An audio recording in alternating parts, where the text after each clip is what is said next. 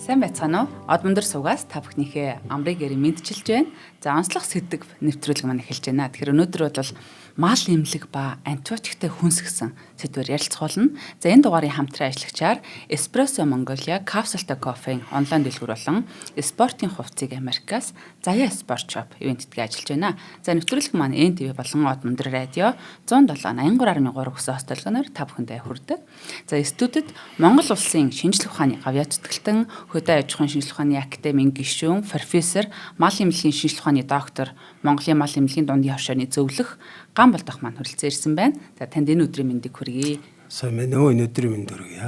За одоо яг энэ мал эмнэлэг, малын эмчтэй холбоотой эмч очин бас урилгыг маань хүлээн авч ингэж ирсэнд маш их баяртай байна. Асуух нарийн ширийн олон асуултууд байна. Таны ярилцлагуудыг бас өмнө бас харж л байлаа.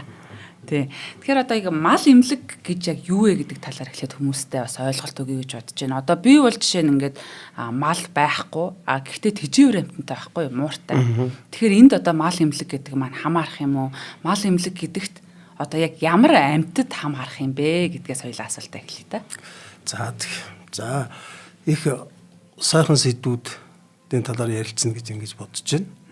Тэгэд бид нар бол ингээд нийгэмд ойлгоход бол зөвхөн малын эмнэлэг гэдэг утгаар биш, мал амьтны эмнэлэг гэдэг утгаар ойлгосоо гэж бодож байгаа.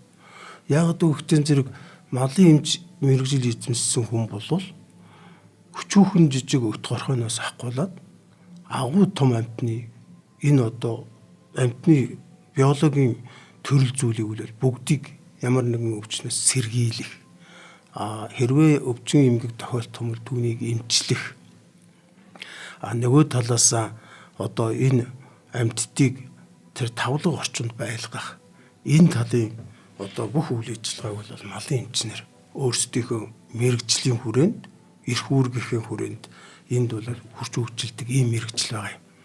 Тийм учраас бол мал амьтны эмнэлэг буюу мал амьтны эмч гэж их ойлгож харьцаж байвал нийгэмд зөв ойлголт болно гэж ингэж бодож байгаа.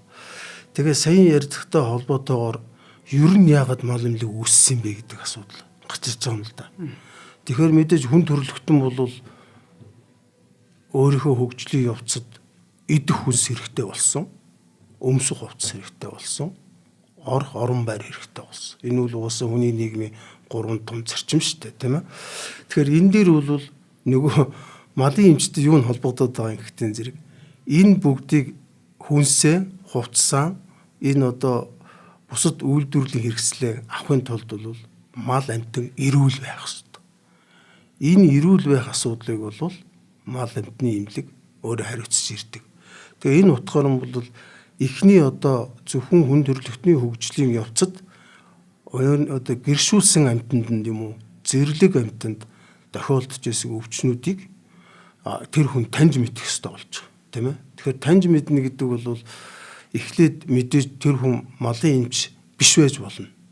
Тэгэхээр энд бол нэг онцлог юм байгаа шүү дээ. Манай Монголын онцлог энэ бол ялангуяа юу хөхтэн зэрэг энэ олон мянган жилийн нүүдэлчдийн энэ бэлчээрийн мал аж ахуйн явцад бол нөгөө гэршүүлсэн амьтдаа эрүүл байлгахын тулд ямар нэгэн өвчнөөс сэргийлэхийн тулд өдөр болгон тэрийг одоо харж үзэж, тийм ээ. Одоо миний малын өснөөс нь ямар байна, тийм ээ. Эрүүл сарвал байна уу? Явдал нь ямар байна? Тэжээл унд нь ямар байна? Тэжээл унд нь зохирч байна уу? Бэлчээр нь тохирч байна уу? Энэ уур амьсгалын нөлөө ямар байна? Энтергээд бүх юмыг ингэж олон мянган жил ажиглаж ирсний үндсэн дээр манай малчид бол өөрснөө энэ малаа өвчнөөс сэргийлэх, тэгээд бүр эмчлэх ийм одоо аргуудыг бол бий болгосон. За энэ бол дэлхийд мал эмнэлгийн шинжлэх ухаан зэрэгцэд үүсч ирсэн манай Монголын онцлог бол энэ байгаа юм. Тэгээ энэний хамгийн том жишээ нь юу юм гэхтээ зэрэг Монголын ардын уламжилт мал эмчилгээний арга гэдэг ийм бие даасан шинжлэх ухаан одоо 17-8 дугаар зуунаас хөгжөөл. Тэгээд тэр ирсэн штэ. Тэгээд одоо бол энэ чинь бас дэлхийн олон шинжлэх ухааны суур үндэс нь болж исэн байж магадгүй олон тийм баримтууд бол байж штэ. Жишээлх юм бол 18 дугаар зууны дунд үед одоо пастрын одоо эрдэмтдийн баг бол хүн төрөлхтнийг халдвар төвчнөөс сэргийлэх вакцины технологи гаргалаа гэж л одоо тэмдэглэгдсэн шүү дээ. Гэтэл тэрнээс өмнө бичигдсэн манай мал эмчилгээний судруудад энэ вакцины хийх технологиг бол бичсэн л байж байгаа байхгүй. Тэгэхээр эн чинь юу хөхтэн зэрэг манай өөрийн энэ бэлчээрийн мал аж ахуйн мал эмнэлэг гэдэг бол өөрөө үүссэн, өөрөө онолтой, өөрөө практик хэрэглээтэй тэрийг дамжуулж ирдэг малчид. Сүүлийн үед л одоо малын эмчнэр ийм одоо шинжлэх ухаан явж байна. Энэ бол одоо бидний өөр бас онцлог юм а гэж ингэж хэлмээр байгаа юм. За тэгээд мал эмчний эмчийн хувьд бол одоо яг ингээд 21-р зууны энэ өндөр дөрөөс ингээ харахтаа зэрэг бол малын эмчийн бас нэг том үүрэг энэ гэрийн тэжээвэр амьтдыг ямар өвчнөөс яаж сэргийлэх вэ? Яаж эмчлэх вэ? Тэр утгаараа гэрт тэжээд байгаа одоо нохой муурнаас ахгуулаад тэр гэрийн тэжээж байгаа амьтнууд эрүүл байх ёстой тийм ээ. Эрүүл байх юм бол нөгөө мал амьтнаас хүн талддаг өвчин тэр эзэнд нь халдахгүй байх. Ийм одоо нөхцөл үүсэх ёстой. Энэ утгаар нь бол өнөөдөр одоо манай мал эмнэлэгт бас жижиг амьтны эмнэлгүүд үүсч хөгжөөд нэлээ олон болж байна. Одоо миний мэдгээр л нэг 10 гаруй эмнэлэг үүсчих шиг байна. Тэгэхээр энэ эмнэлгүүд чинь бол зөвхөн 5-30 мал эмчилдэг байсан бол одоо жижиг амьтд дотроо олон төрөл зүйл их байж байгаа шүү дээ. Ганцхан нохой муур ус тийм ээ. Мал эмнэлэг гэхээр дотроо одоо юм 10-аад төрлийн зүйлийн одоо амьтдаар ингэж одоо салбарлсан тэн дээрээ одоо мэрэгсэн тийм байх гэсэн үг. Би харин бас бодоол юм л да. Жижиг амьтнаа үзэн гэхээр нэг муураа үзүүлэхгүй байсан чинь нэг морьтой давхцчихад байвал тий. Тэгэхээр одоо бас яаж ингэж салбарлаж явдгийг бол тий. Тэгэхээр нөгөө том утгаараа болохоор бол мал амьтны эмч гэдэг нь бүх одоо амьтантай л харьцна гэсэн үг шүү дээ. Бүх амьт юм байна шүү дээ. Зэрлэг амьтан ч орох юм байна. Зэрлэг амьтан ч орно. Тий. Тэгэхээр одоо өнөөдөр бол манай жижиг амьтны эмнэлгүүд гэдэг мань бол одоо яст мэлхийнээс ахгуулаад одоо өнөөдрийн практик. Яст мэлхийнээс ахгуулаад тэгээд одоо ямар том амьтан байна бүгдийг эмчилж шүү дээ. Нөгөө утгаараа өөрөө чинь сая асуудаг тэр нөгөө адууны эмнэлэг одоо ингээд тусдаа гарч байна. Тийм ээ. Адууны одоо бүх төрлийн эмгэгүүдийг оншилдог, тэрийг эмчилдэг. Ялангуяа энэ одоо спортын чиглэлийн унлаг эдлгээний одоо манайхаар бол хурдан мордын тийм ээ. Эднэрийг бол одоо эрүүл байлгах ямар нэгэн өвчнөөс сэргийлэх энэ чиглэлээр үлс нэлээд сайн хөгжиж ирж байна. Тий одоо адуутай улсууд яг тусдаа нэг эмчтэй байдаг юм билээ шүү дээ тий. Ингээд дуртай үедээ дуутцдаг, хариуцдаг бүх адуу үе тий. Яг үн тэгж байгаа. Тэгээд тэр бол бас их сайн талтай л да. Нэгдүгээр тулгууд тухайн эмч сайхан мэрэгч чинь тийм ээ. Зөвхөн адууны эмч, нохойны эмч, муурны эмч тийм ээ. Нөгөө талдаа болохтой зүрэг бол энэ малын эмчийн нөгөө өөрийнх нь тэр хөдөлмөрийг маш сайн үнэлж чадж штэ нөгөө одоо малын адууны эзэд бол тийм учраас нөгөө малын эмч нийгмийн асуудал шийдэгдэг соёлын хөлс нь өндөр байх тэр бас нэг боломж гарч ирж байгаа. Тэгээ нөгөө дэмэндээ дээс ирчэндээ гэдгсэл юм болж штэ тийм ээ. Хамгийн гол нь малын эмч өөрөө маш сайн мэрэгсэн л байх ёстой тийм ээ. Тийм малын эмч бол одоо хүнтэй харьцахгүй шүү дээ. Одоо хүн нэг бол хаан чи юу ч өвдөж гин гэд ярилцж чинь те. Малын эмч гэдэг бол бас нөгөө талаар юм жоох юм хүнд юм болоо мэдрэмж их шаардсан болоо бас нөгөө онцлох энэ төр асуудал нэг нарийн төвшөндөө бас явдаг юм болоо гэж бас бодоод байгаа юм л та. Тий. Энэ бол одоо хамгийн зөв асуулт байхгүй юу? Өөрөөр хэлэх юм бол ер нь ангаах ухаан гэдэг чинь одоо ингээ хүний эмнэлэг, малын эмнэлэг гэд хоёр салаа явж штэ те. Тэгэхээр манай эмчнэрт бол нөгөө өвчтөн одоо үзүүлж байгаа хүн бол за миний толгой өвдөд тийм ээ. Миний одоо энэ хавирганы дор нэг юм өндөөрлээд байна ч гэдэг. Миний хөл одоо өвдөд байна ч гэдэг. Ингээ хэлчихнэ. За энэ бол нэг ахны мэдээлэл авчихна. Малын эмч хүн бол малчин сайн малчин хүн бол хэлж өгч болно тийм ээ. Манай мал ингээд байгаа юм. Нэг тэжээл дундургу болчихлооч гэдэг юм уу тийм ээ. Одоо нэг нүдний сас бүрхүүлэн тийм өнгөтэй болцоод байна. Хилэн одоо тийм болцоод байна. Шүдэн ийм болцоод байна гэл ингээ хэлж болно.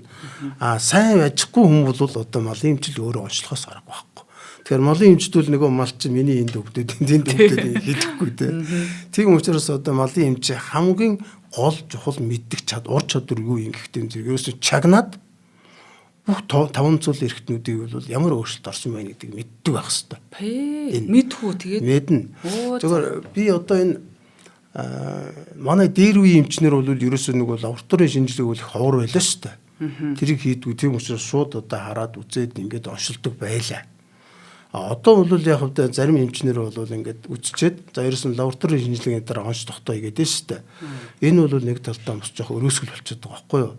Тэгэхээр ер нь малын эмч гэдгийг өргөн утгаар наваад үзэх юм бол ерөөсөө л тэр өөрийнхөө мэдрэмжээр өөртөө ямар ур чадвар байна, өөртөө ямар мэдлэг байна, тэрүүгээр л одоо оншиг тавихаас өрөх байхгүй. Тийм ээ. Жишээлх юм бол одоо ингээд уушгийг сонсоол за тийм чимээтэй байж гэн. Одоо ханиалган тийм байна, амьсгал нь тийм байна, биеэ халуун нь тийм байна. За салс бүрхүүлүүд ийм байна гэж үзэж байгаа л. За энэ бол нэг уушгины өрөвсөл байна гэдэг ч юм уу те. Эсвэл уушгины өрөвсөл байна. Гэхдээ өөр бас нэгэн шалтгаан байна. Тэр шалтгааныг олох хэрэгтэй гэдэг нэг асуудал хөврөөд явна шүү дээ. Тэгэхээр бол урчилсан онш тавина, эцсийн онш тавина.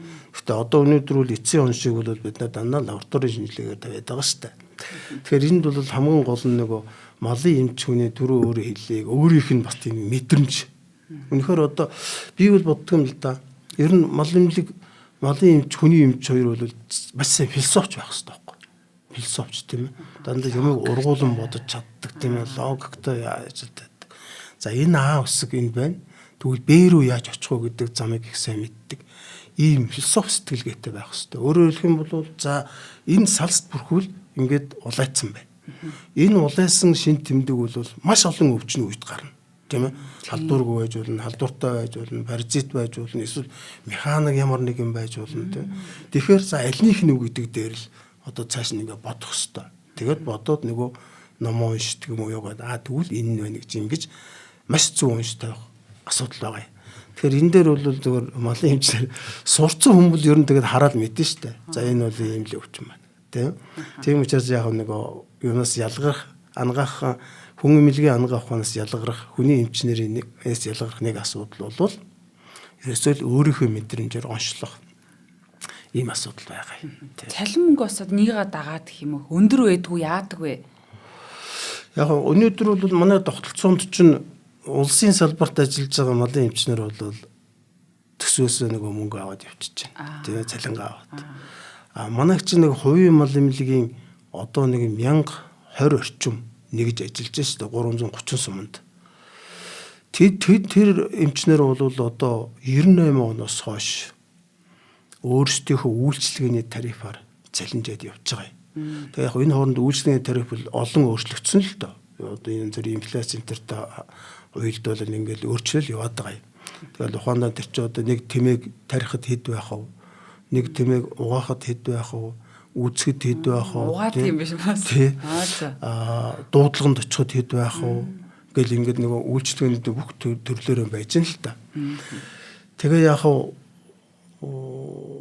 эний бол ерөөсөн нөгөө 330 суманд ажиллаж байгаа манай мал эмнэлгийн хувийн нэгжид төсөв. Хувийн мал эмнэлгийн нэгжүүд л энэ дээр ажиллаж байгаа. Зүгээр цалин юуны олж байгаа орлогын хувьд бол энэ манай хөдөө аж ахуйн сургуулийн мал эмнэлгийн сургуулийн судалгаа хийсэн байсан. Тэр судалгаанаас харж байхад бол ингээд одоо урьдчилан сэргийлэх тарилга буюу вакцин хийж байгаа газрын эмчнэр бол орлого арай өндөр. Тийм вакцин тарилга баг хийдэг газар сэдвүү газар байна шүү дээ. Ягаад гэвэл нөгөө өвчин гардггүй учраас хийхгүй байгаа байхгүй. Тийм газруудын орлого нь жоохон буурсан. Ийм харагдчихсан. Тэгэхээр энд бол нөгөө мал эмнэлгийн үйлчилгээ нэмэгдэл байх юм бол хэрвээ мал эмч ачаал багтаа байгаад байх юм бол орлого олох боломж нь бол байгаа. Нэгдүгээр. Хоёрдугаарт бол яг ерөнхийд нь малын эмчнэрийн хувьд аваад авчих юм бол одоо мэс заслын эмчнэр бол мэс засал хийж байгаа. Тий, эсвэл одоо нөгөө тий. Тэгээд одоо нөгөө өдрийн эмчилгээний за тэгээд нөгөө янз бүрийн халдваргүй өвчнийг эмчлэх. Тэгээ нөгөө гоо сайхны мэс заслын энэ эмчнэр дээр бол мэдээж орлого бол бас гайгүй. Гоо сайхны мэс засал гэсэн үү та сая? Тий, гоо сайхны мэс засал. Тэр юу вэ? Ийм биш үү? Одоо миний нохоо нэг өөргөн нохоо аваад тийжээ гэдэг гэсэн чинь жихэн надад таалагдахгүй байж болно шүү дээ. Тийм ээ. За. Тэгвэл одоо тэнд нэг ампутац юу хийгээд жихийн одоо сайхан гад. За ямар болохгүй. Тийм ээ. Урт нь ямар байх юм? Босоо байх юм уу? Энэ үзүүр нь ямар хан гэх мэтээр ингэж байгаа тэнд одоо мэдсэл хийж байна. Тийм. Сүүл байж гэн те. Сүүл нь бас нэг жоохон одоо тийм онцгой байж болно шүү дээ. Эрүүл мэндийн шалтгаанаар шууд гоо сайхны шалтгаанаар Хүний хэрвээ эзэн хүн би энийг гоё болгомоор байна гэвэл одоо гоо сайхны талаас нь тийм ээ. Магадгүй ямар нэгэн байдлаар бас өөр одоо эвчгүй эмгэг тусаад тэрийг одоо яг чаргагүй засал хийх байж болно шүү дээ. Мис засал. Тэр утгаар бол бас энийг хийж байгаа. Тийм учраас бол зөвхөн ерөнхийдөө манай сонсогчдод юу гэж ойлгох хэрэгтэй зэрэг энэ таны тэжээж байгаа муур нохой жижиг амьтдад ямар нэгэн байдлаар мал нөлөөлөл үйлчлэг үзүүлж чадна гэдгийг хэлэх гээд байна шүү дээ. За би яхаа бас эрдэмтнээсээ ингээд тэргийн болгон яригадаад идэггүй сэдвүүдээр бас ярилцъя, асууя гэж утсан. Яхаа энэ талаар одоо зөндөл олон газруудад бас ярилцлагууд юм хүмүүс байдаг бах те. Тэгээд одоо жоохон этгээд юм асууж иж магадгүй шүү. Тэгээд амьтад сэтгэл готролд ордгоо гэдэг асуултаар бас үргэлжлүүлчихье. Аха.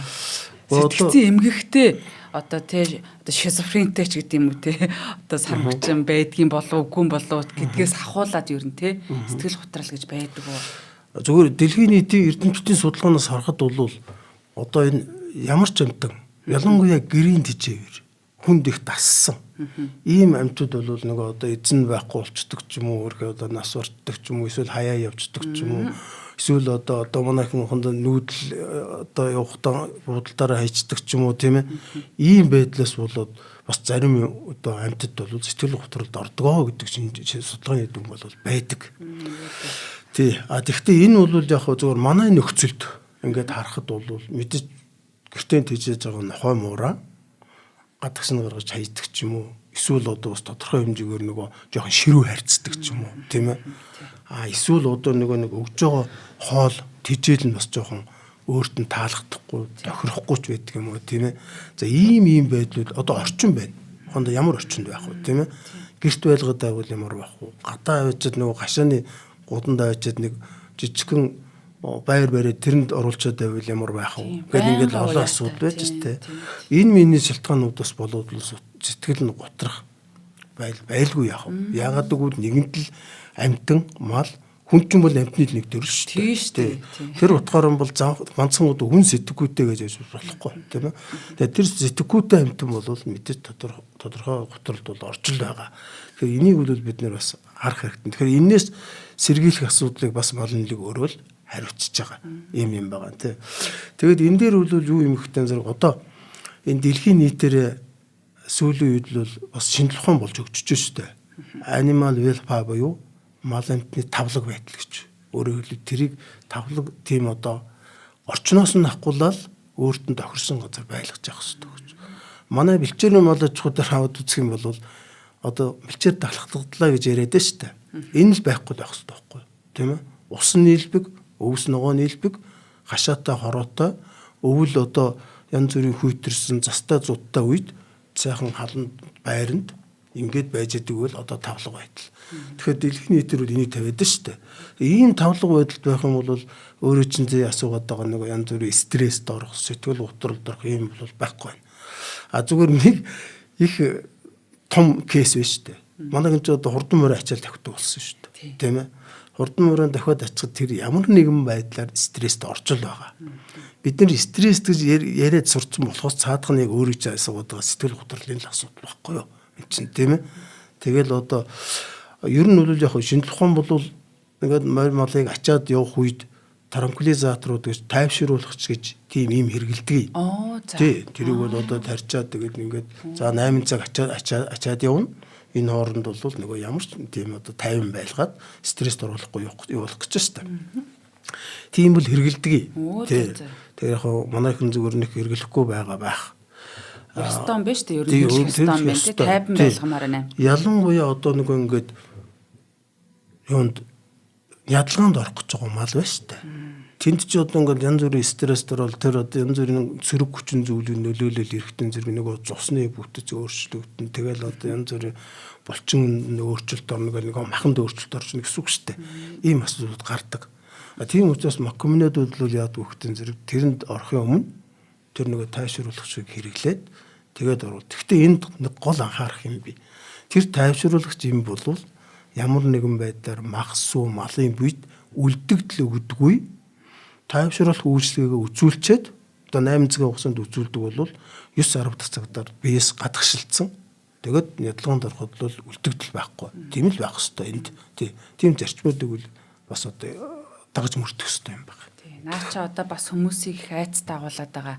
Энэ олон вакцин тариулсан, энэ нөгөө баахан антибиотик юм тариулсан амтны махыг итгэн одоо яг эрүүл аюулгүй байдал мөн үү биш үү одоо гих зэрэгээр саяхан бас нэг хамаатны өмнө нэг тиймэрхүү юм одоо яригдчих жишээ нэ. За хоёлаа нэвтрүүлгийн маань хамтран аялагчид танилцуулаад одоо энэ талаар ярий. Тэгээд одоо нөгөө малын ургийн гажиг гэнтергээд бас юм ностой сэдвүүд байгаа. Нэвтрүүлэг маань бас талдаа хүрчээ. Тэгэхээр одоо шуурхалнаа. За нэвтрүүлгийн маань хамтран аялагчаар бол спорт явцыг Америкаас Заяа спорт шоп маань ивэнтдгээ ажиллаж байна.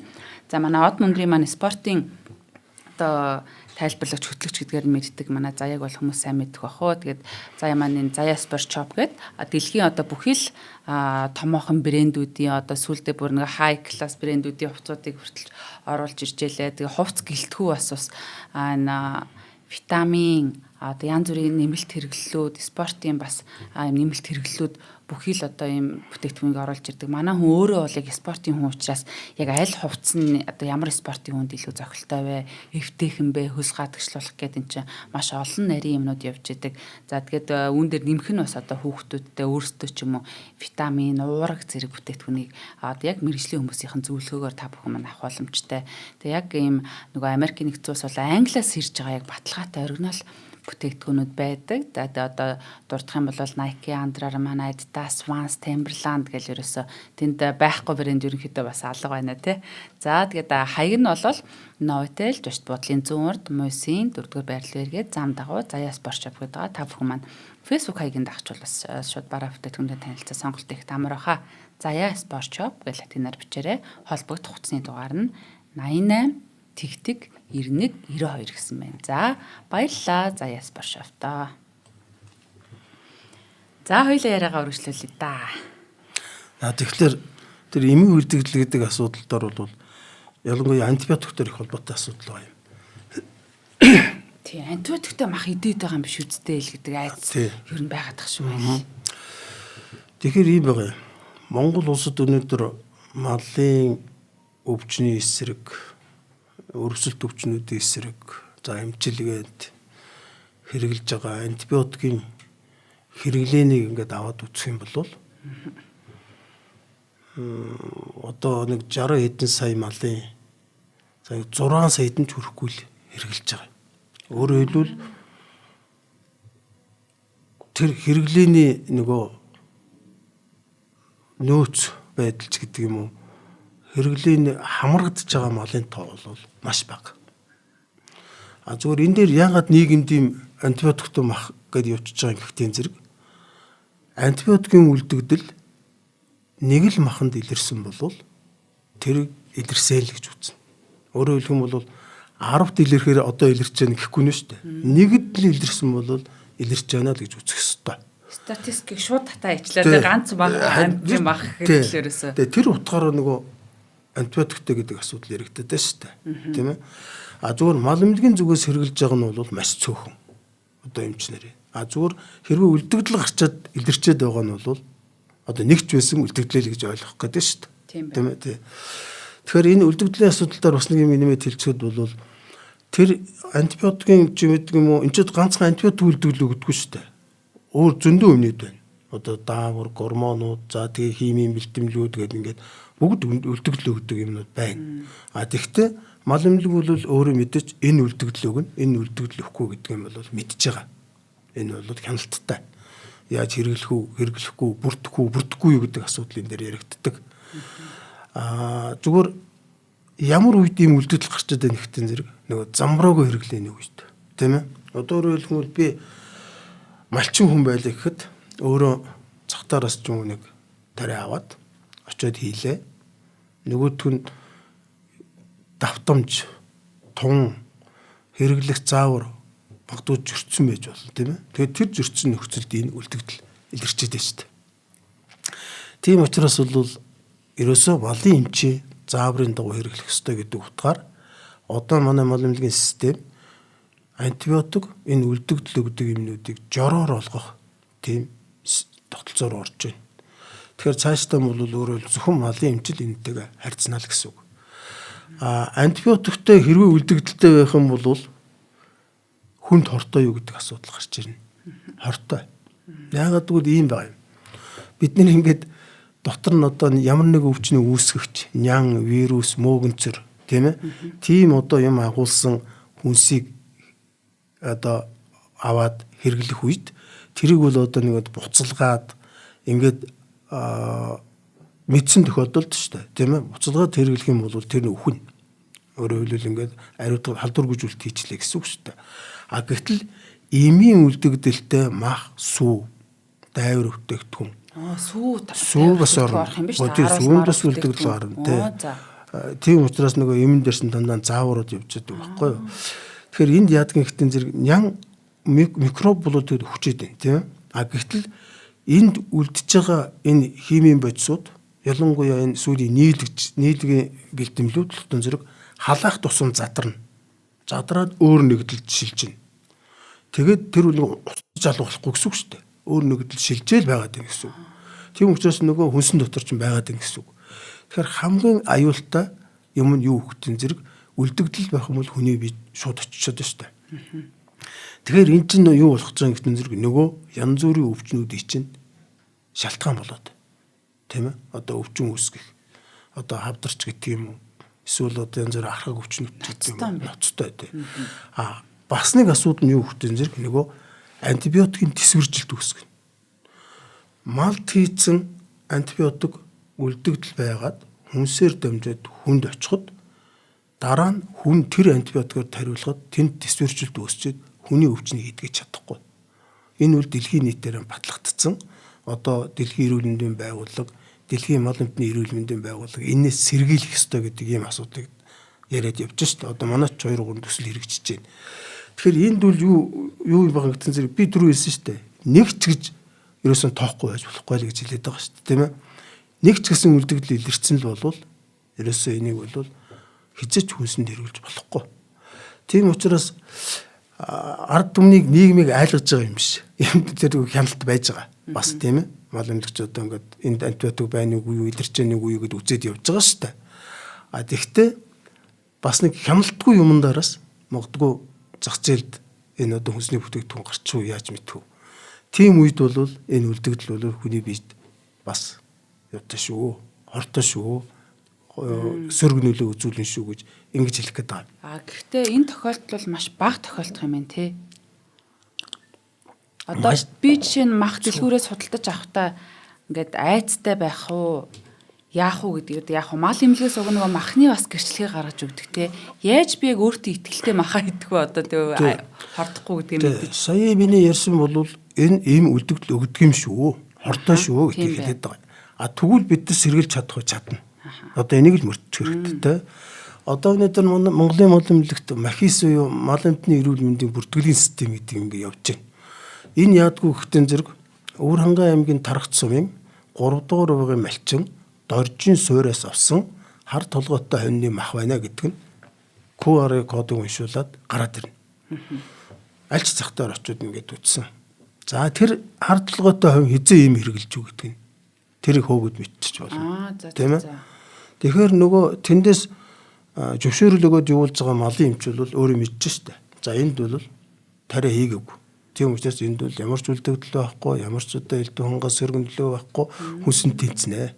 Эм тарианых нь л бүртгэл байж ах юм байна. Ер нь бол тийм ээ. Одоо бүх эмчнэр дарчин байж гэн, бүх хийсэн ажлууд нь байж гэн. Тийм учраас энэ системийг сайн ажиллуулчих хэрэгтэй. Тийм ээ. Энээс гадна манайх чинь нөгөө зах зээл бас малын эмчийн хяналтаас гадуур мах сүү нийлүүлэгдээд байна шүү дээ. За энээс магадгүй юм үүсч болно.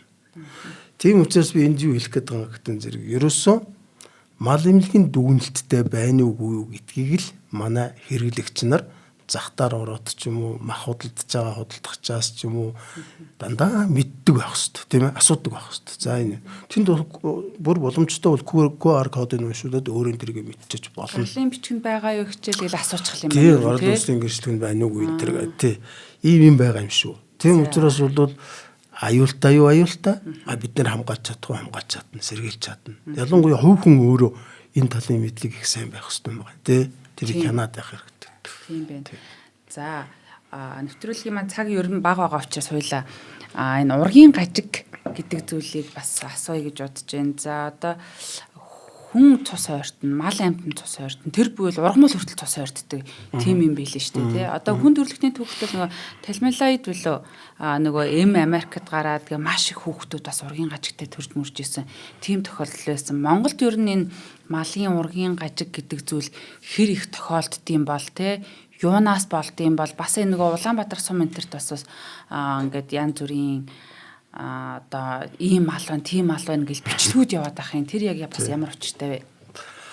За тэгэхээр энэ малын ч юу вэ? Ер нь амьтны ургын гажигын асуудал бол энэ ганцхан одоо өнөөдөрч гараад байгаа юм биш.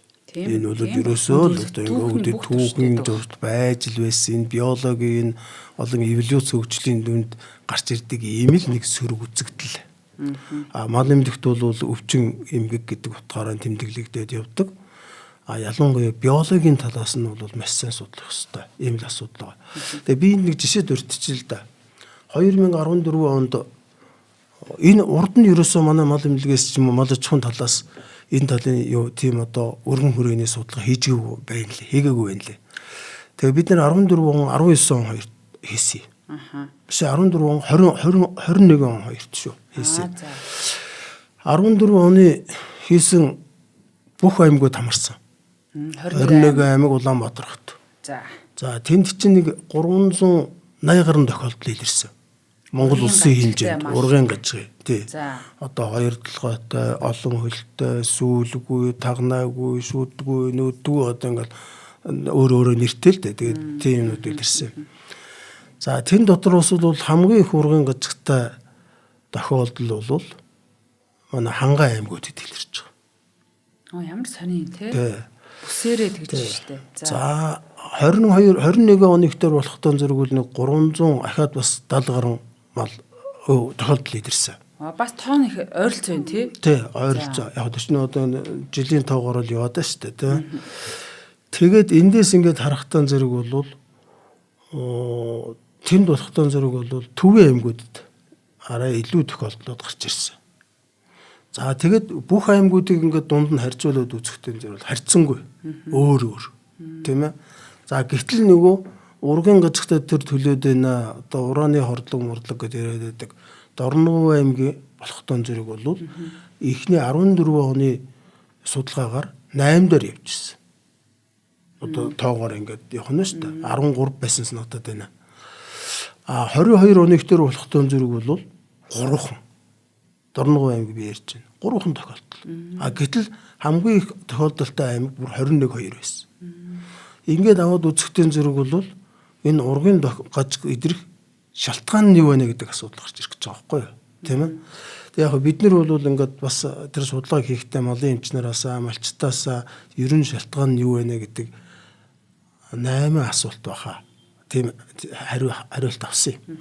Тэгээ тэн дээр бол одоо эхний хоёрыг ингээд хэлэхэд л нэгдүгээрт ерөөсөө энэ бол нөгөө хээлтгчийг буруу сонгосноос өөрөөр хэлбэл нөгөө цус ойртолтын асуудал. Хоёрдугаарт нь болохтой зэрэг бол уул уурхайн нөлөөлөл байна гэсэн юмнууд гарч ирсэн. Тэгээд одоо тэрнээс хойш чинь 4-5 жил боллоо. Ахиж бол судалгаа хийгдээгүй. Гэхдээ энд бол бид нэр шалтгааныг тогтоох хэрэгтэй болж байгаа. Одоо яг тодорхой тогтоож чаддаг уу? Одоо бид нар бол тохиолдлыг яриад байна шүү дээ. Ийм тохиолдол байна гэдэг тийм ээ. Яг шалтгаан нь юу вэ гэд одоо бид нар нарийн шинжилгээ хийх хэрэгтэй болж байгаа байхгүй юу тийм ээ. Одоо тэр янз бүрийн нөгөө генетик талын өөрчлөлтүүд юу вэ? За. Хэрвээ одоо нэг ийм тохиолдлууд гараад байгаа юм л да. Туглан ч юм уу, хурган ч юм уу юутай эмгэг өөрчлөлт гарч байгаа. Гэтэл их нь зүгээр. Тэгэхээр энэ бол генетикийн шалтгаан мөн үү биш үү гэдэг асуудал гарч ирнэ тийм ээ. Тэгэхээр генетик хийх хэрэгтэй. Генетикийн судалгаа хийх хэрэгтэй. Нөгөө талаас яг эми хэрэглээ бас байж болно. Ямар эми хэрэглээд байна бид нэр. Тийм ээ. Тэр өөрөө нэг асуугаад байсан нэг ингээд энэ зэрэг их юмнууд их хэрэгжилж байна энэ төр гэдэг тийм ээ. Тэгэхээр энэтэй холбоотой байж болох асуудал бий. Тийм учраас цаашдаа бол энэ яг ургын гажгийн энэ талдаар бол зөвхөн ургач гэдэг утгаар юм биш. Ерөөсөө их малын генетик өөрчлөлт юу болж байна гэдэг юмдаар судалгаа хийх хэрэгтэй болж байгаа байхгүй юу? Ялангуяа тэгээд бас хэлтүүлэгч тийм ээ. Ийм одоо олон юмнуудаар бол судалгаа хийх хэрэгтэй. А нөгөө талдаа энэ янз бүрийн халдварт өвчнүүд байж байгаа. Ялангуяа одоо хээл хайдаг, хээлэнд нөлөөлдөг, хээлийн хөгжилд нөлөөлдөг. Ийм өвчнүүд хаана байна? Ямар байдлаар нөлөөлж ийн гэдэг хүртэл гаргаж ирэх хэрэгтэй. Энийний дараа л бид нэр за энэ ургын гажигч чинь ийм нөлөөтэй шалтгаантай юм байна шүү гэдгийг бол тодруулж тавих хэрэгтэй. Тэгэхээр одоо зөвхөн би бол эрдэмтэн хүний хувьд одоо юу гэж харж байгаа гэхтэн зэрэг мал эмнэлэг талаас нь нэлээд судалгаа хийгдсэн. Одоо генетик талаас нь судалгаа хийх хэрэгтэй. Бидний нэг том жишээ байж байгаа шүү дээ. Одоо сүүлийн үед бол малын биеийн байдал бол өөр болсон. Өөрөөр хэлбэл нэг давжаар л өссөн. Тийм ээ. Одоо маш жижигхэн болж байна. Гарц нь багасж байна. Тэнд байж байгаа одоо нэг чанар нь их муудж байна. Ийм олон асуудлуудаас болоод бас одоо энэ гарах нөлөөч байж болно. Тийм учраас бол энэ бол одоо мал эмнэлэг мал аж ахуйн судлаачдын анхааралд байгаа ийм асуудал гэж ингэж ойлгож болох юм байна. Гэхдээ ургын гажиг гараад ингэж ирлээ гэхэд бол мэдээж тэр чинь хэрэглэхгүй шүү дээ бид нар тодорхой хэмжээгээр устган тэрийг бол. Тийм учраас бол хүн амд хүнд ямар нэгэн сөрөг нөлөө бол байхгүй. Бас тэрийг хэлэхгүй болохгүй л да. Тийм ээ.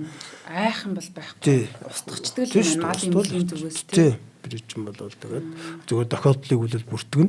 Гол нь одоо шалтгаанууд. Гэхдээ энд нэг юмыг бас бодох хэрэгтэй. Энэ тохиолдол чинь ухаандаа би түрүү 13 тохиолдол гэдээ ярьлаа шүү дээ.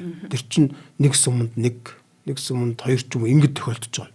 Тэрнээс биш нэг аймгийн нэг сумын нэг багт 20-30 тохиолдож байгаа юм. Ерөөсөн баггүй. Хүлэрсэн юм байхгүй. Ерөөсөө энэ тэнд. Уусаа ер нь бол олон улсын судалгаа модлыг харж байхад ерөөсөн тийм л юм байгаа.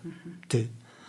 Яг нөгөө нэг янз бүрийн зураг тавиал одоо юу гэдэг нь цацрагаас боллоо гэл ингээд байгаа шүү дээ. Тэр чинь бол нөгөө цацраг цөмийн одоо зэвсэгч юм уу хэрэгэлцсэн юм уу эсвэл цөмийн станд дэлбэрсний дараа үзүүлсэн нөлөө шүү дээ.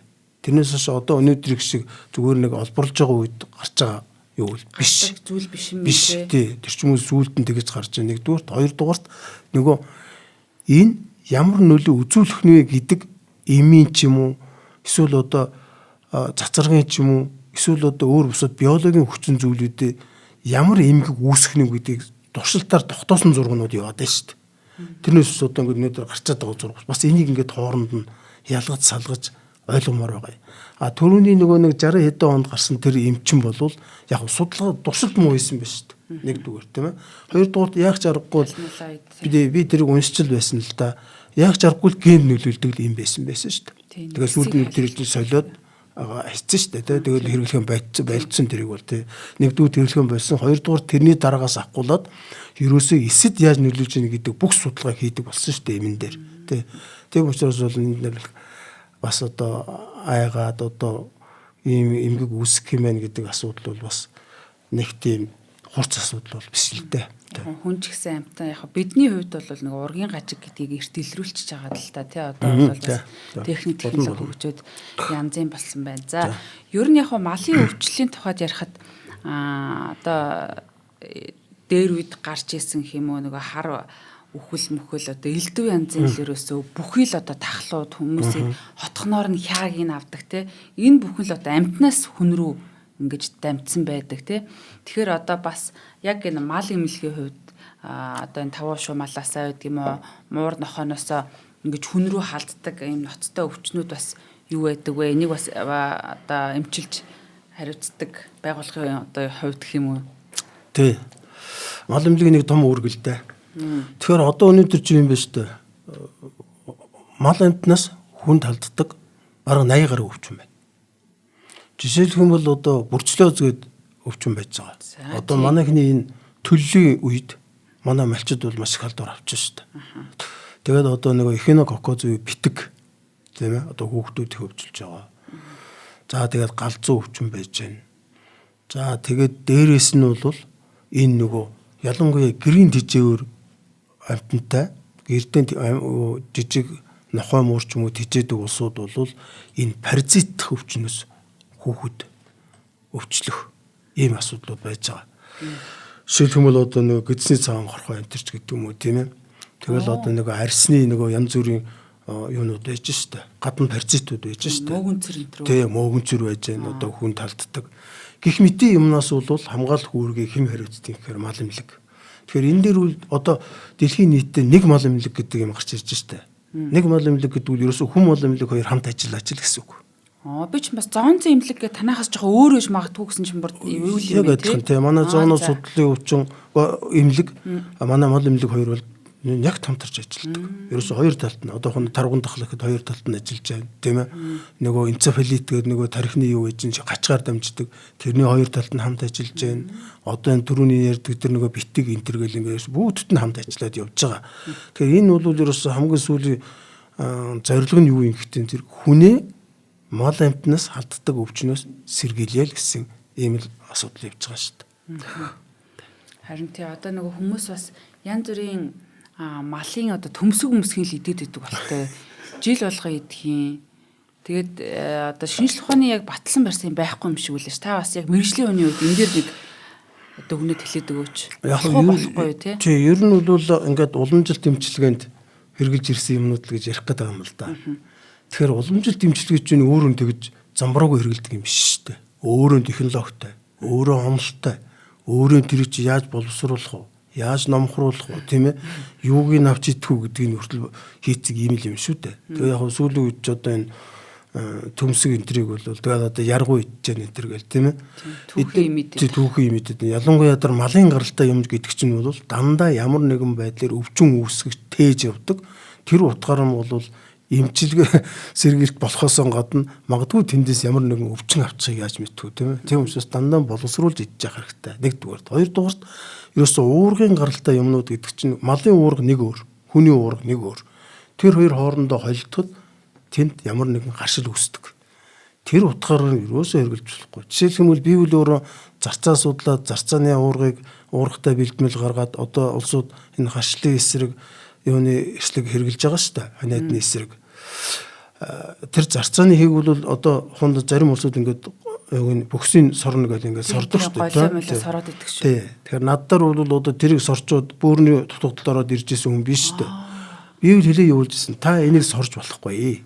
Наад уурга чинь биднэрт тусгай аргаар боловсруулад им хийдэг болохоос одоо тэгж сорж болдгүй юм гэсэн. Тэгээд даанч үгэнд ороогүй сорсон, бөөрийн дутагдалд орсон. Одоо улсууд хэлэхэд тийм одоо энэ төмсөгч гэдэг юм уу одоо голио зарцааны гэдэг юм тэр ерөөсөө тий одоо таргууны хүм мах байж гэн энэ энтрийг үлээ ерөөсөө түүхийгээр нь хизээч идэж болохгүй.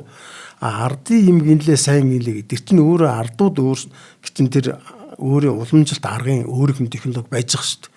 Тэрний дагуу л хэрэглэх ёстой тийм байгаа. Тийм учраас бол ерөөсөө энэ янз бүрийн одоо ялангуяа гадны уургын гаралтай юмыг бол бас хэрэглэх бол тийм сайн биш. Тийм байна. Хоорондоо зохицох гэдэг бас чухал асуудал яваад байна тий. Зохицохгүй бол ямар ч хэрэггүй юм эсвэл хортой болж таар. Тэгэн шүү дээ. За хоёлаа тэгээ. Нэвтрүүлгийн хамтран ажиллагчаа танилцуулаад за нэвтрүүлэг төгсгөлөстэй оръё. Тэгэхээр Швейцарын алдарт Nespresso брендийн кофений машин болон 28 төрлийн капсул кофег хамгийн хямдар худалдаалдаг юм газар байгаа. Тэгээ энэ бол одоо өнөр амтны хувьд бол маш гоё одоо манай өндрийнхний одоо офис дээр байдгийг ч хэлэхөө бүгдээрээ кофегоо санаж ирдэг нэг юм асуудал үүсдэг. Тэгээд энэ капсул кофений давуу тал нь бол тухайн нөхцөл байдал тааруулан олон төрлийн амт ундаас дуртайгаа сонгож уух юм боломжийг олгож байгаа. Одоо нэг лангууны бараа сонгож байгаа юм шиг бид нар ч одоо ийм олон набор шиг юм дээрээ сунгоод яг дуртай амтаа ингэж уудаг. Энэ нь бол маш юм кайфтай тий. За тэгээ өглөө ярт кафе нэгтэй хар кофе ууж ирч хүчийг мэдрэх бол бас үдээс хойш кафенд багтайг уух ийм сонголтуудыг бас танд өгж байгаа. Тэр болгон дээр нь кафеных нь хэмжээ бүх мэдээллүүд нь байгаа. Мөн кафенгүй капсулч байдаг. Тэгэхээр яг л одоо кофе ууж байгаа юм шиг мэдрэмжийг авдаг. Тэр шөнө унтахтаа уудаг ч юм уу эсвэл жирэмсэн хүмүүс маань ч гэсэн энийг бас уух хэрэглэх хэрэглэх боломжтой гэсэн үг ээ. Танд бол өргөн сонголт юу гэж байна те. За Capsule Cafe бэлтгэх хугацаа ердөө 25 секунд байдаг. Тэгээ 25 секунд та одоо яг нэг кофе шопоос одоо гарч байгаа кофе шиг ийм гоё амттай чанартай одоо лати бол латига эспрессо хүснээр ингэж гарах боломжтой байдаг. Тэгээ та бүхэн маань одоо вебсайт руу хандаад кофе машина Storefy ашиглан хуваан төлөх юм боломжтой байдаг. Instagram хаяг нь Espresso Mongolia гэж байгаа. Холбогдох утасны дугаар нь 94 25 23 50 гэж байна. Тэгээд энэ машин энтрийн хувьд бол үнэхээр одоо ийм одоо чанартай гэх юм уу те чанартай харахад л барихад нэг өөр байдаг шүү чанартай юм яг л тийм. Тэгээд ам чанарын хувьд бол үнэхээр ярих юм байхгүй төгс кофег гаргадаг ийм газар байгаа. Тэгээд манай нэвтрүүлгийг ивентдгээ ажиллаж өнөөдрийн нэвтрүүлгийг явах боломж болцоог олгож байгаа байгууллагатаа маш их баярлалаа. За тэгэхээр хоёлаа одоо нэвтрүүлгийнхаа төгсгөл танд бас хэлээгүй үлдсэн үг юу байна чухал сэдвүүд юу байна. Би бол бас нэг юм аягүй чухал юм ойлголоо. Малын эмч гэдэг бол маш юм шаардлагатай байгаа мэрэгжил юм байна. Одоо энэ залуучууд маань малын эмч болох юм бол цалин мөнгөний хувьд бас дайжгүй юм байна те. Ер нь бол бас ирээдүйд ингээд малчин айлууд маань хэвтэл одоо яг өөрийнхөө малыг хариуцсан нэг ирээдүйд жоох одоо ч байгаа. Дайлангуй морин дээр бүр байдаг шүү те. Одоо малаа хариуцдаг нэг хүн дуудчихдаг тэр хүн маань ингээд зохицуулаад өгдөг бол хичнээн амар бай те. Тийм байна гэдгийг бол бас их сайн ойлгож авлаа. Тэгэхээр одоо ерөөсөө юм л байна. Бид нэр эрүүл малтай байх юм бол нөгөө цагаалт, шинэ хоршоо, хүнсний хувьсгал энэ хэдийг бол одоо бүрэн хийж чадна. Ягаад гэвэл эрүүл малаас бид нар ноос нуулуур арьс ширээ авч чадна. Эрүүл малаас махсууг авч чадна. Эрүүл малтай малчин орлого сайтай байна. Энэ утгаараа энэ хөдөлгөөнүүд ч гэсэн хамруулад мал эмнэлгийг бол нэлээ дэмжих хэрэгтэй. Хоёрдугаар асуудал нь шүү дээ. Ерөөсөө хүн одоо ингээд миний ууж байгаа онд сүв идж байгаа мах бусад одоо малын гаралтай түүх үед бүтээгдэхүүн чанартай сайн байна гэдэг үл эрүүл малаас авч ижил сая тийм байна. Тийм учраас бол эрүүл малтай болохын тулд бид нар бүгдээр мал эмнэлгээ ойлгоод хамтарч ажиллах хэрэгтэй. Тэ? Хамгийн гол нэг асуудал болох нь одоо манайх ч ингэж шүү дээ. Малын гаралтай бүтээгдэхүүний экспортлно гэл тэ. Мах экспортлно. Ноос нуулуураа экспортлно, арьс ширээ экспортлно, үйлдвэрлэнэ гэл ингэж яваад байгаа тэ. Тэнд үйлдвэрт таарахгүй арьс шир гарах юм бол мэдээж голгодол бол. Тийм учраас нөгөө паразит хөвчнүүдийг бүрэн устгаж чадах юм бол мал эмнэлэг бүрэн ажиллах юм бол тэнд дээр арьс шир ноос нуулуур чанар сайтай байна. Нөгөө утгаараа тэр мах малын гаралтай бүтээгдэхүүн бол чанартай байна. Тийм учраас л нөгөө бид нар нийгмээр ингээд саяын дээр хэлснүүдийг чанартай байхын тулд яхагдан зэрэг мал эмнэлгээ зөв ажил болох хэрэгтэй байна гэж хэлэх гээд байгаа. Тэгэхээр өнөөдөр мал эмнэлэг дээр нэг дотж байгаа юм юу хөхтэн зэрэг ерөөсөө өнөөдөр нэг малын эмчүүд дугуйн дэлхийн жишгээр бол нэг 30-аас 40 мянган мал ногдох ёстой. Манай мал эмнэлэгт нэг малын эмчид 60-аас 70 мянган мал ногдож байгаа. Тэр байтуur 380 мянган дотор ганцхан малын эмч ажиллаж байгаа юм байна шүү дээ. Тийм учраас энэ малын эмчнэрийн нэг ачааллыг тэнцвүүлэх. Ялангуяа нөгөө хөдөө орон нутагт ажиллаж байгаа ажиллах малын эмчнэрийн одоо нийгмийн асуудыг дэмжих талдаар бол бас маш сайн ажиллах юм бол хүн амынхаа хүнсний хангамжийг сайжруулах бас нэг тийм үндсэн одоо тийм том алхам болж чадна л гэж ингэж хэлэх гээд байгаа. Тэгээд эцэст нь хэлэхэд бол малын эмч гэдэг хүн бол таны гэрт байж байгаа тэр нохой муурныг төлөө явдаг хүн, тал дүүрэн бэлчиж байгаа 5% малын төлөө явдаг хүн, таны үйлдвэрт хэрэглэх гэж байгаа ноос нуулуур арьс ширээ чинь сайхан чанартай байлгахын төлөө явдаг хүн. Тэгээд Монгол орн малаар баялаг, малын баялаг болсон түүхий бүтээгдэхүүнээ гадаадд экспортлоход сайн мал эмнэлэг хэрэгтэй.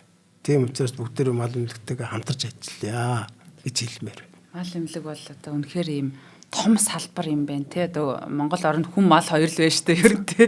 Тэгэхээр одоо бас ийм маш том салбар юм байна гэдгийг айгүйх ойлголоо.